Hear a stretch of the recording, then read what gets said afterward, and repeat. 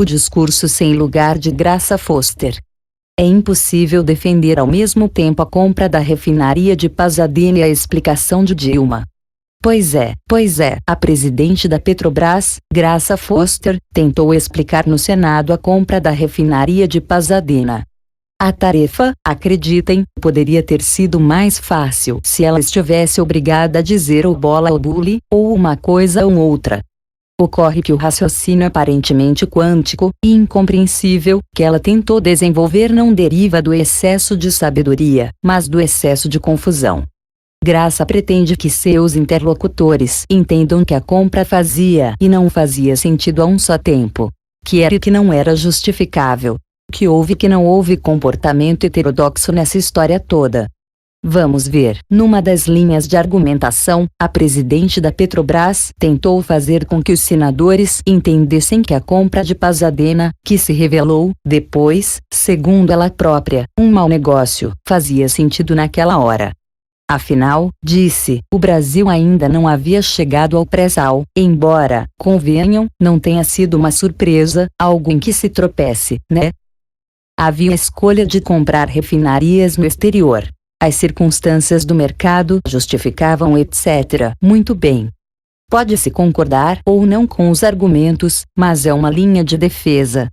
Ocorre que, ao mesmo tempo, Graça estava lá para sustentar a versão da presidente Dilma. O Conselho desconhecia as duas cláusulas consideradas polêmicas. A put option, que obrigava a compra da outra metade em caso de desentendimento entre os sócios, e a margin, que garantia à Astra Oil uma rentabilidade de 6,9% ao ano independentemente das condições de mercado. Pois é. Digamos que a primeira ainda possa ser corriqueira em negócios dessa natureza, afinal, o preço das coisas, não importa o que, passa por uma avaliação abalizada do mercado.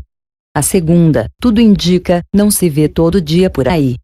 Sim, já está evidenciado que Dilma e os demais conselheiros, com efeito, desconheciam essas duas cláusulas, seja uma delas comum ou não, seja outra exótica ou não. Ainda nesse ponto, atenção, Dilma poderia não ter levado a bomba para explodir dentro do Palácio do Planalto. Poderia ter dito algo assim: olhem, eu não conhecia, ninguém conhecia, mas andei pesquisando e, mesmo com elas, o negócio fazia sentido. E segurasse o rojão, ora essa. Quando se é governo, perdoem o clichê, há o bônus, mas também há ônus. Mas que? Dilma foi a primeira a assumir a posição da ludibriada. Dilma foi a primeira a assumir o lugar da traída. Dilma foi a primeira a exercer o discurso da enganada. Dilma foi a primeira autoridade de peso a sustentar que a Petrobras havia sido, em suma, vítima de uma trapaça, de um memorial executivo omisso, que forneceu ao Conselho informações apenas parciais. Ora, ela queria o quê? Que as oposições e, na verdade, milhões de brasileiros dissessem: pô, coitada da presidente. Foi enganada por aqueles caras da Petrobras. Como se fosse pouco, a presidente demitiu Nestor Cerveró, o então diretor da área internacional que cuidou da operação. Nunca se viu antes uma demissão retroativa como essa, com 8 anos de atraso.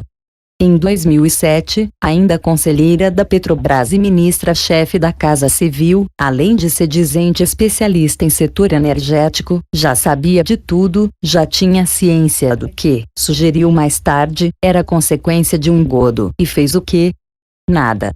Ou, numa relação puramente vetorial, fez menos do que nada, e, pois, piorou o que era ruim.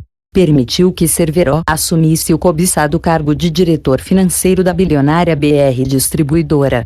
E foi desse cargo que ela demitiu, punindo por um ato praticado 8 anos antes, do qual ela tem ciência há mais de 7. Aí não dá. A presidente da Petrobras, Graça Foster, cobra demais de seus interlocutores, pede que condescendam com uma linha de argumentação e também com o seu contrário. Honra ofendida. Graça reagiu com ar e inflexão meio ofendidos quando os senadores sugeriam que a Petrobras virou, assim, uma espécie de casa da mãe Joana, se não exatamente na sua gestão, na de José Sérgio Gabrielli. Sobrou sempre a sugestão de que se estava ofendendo a empresa. Aí, não, doutora.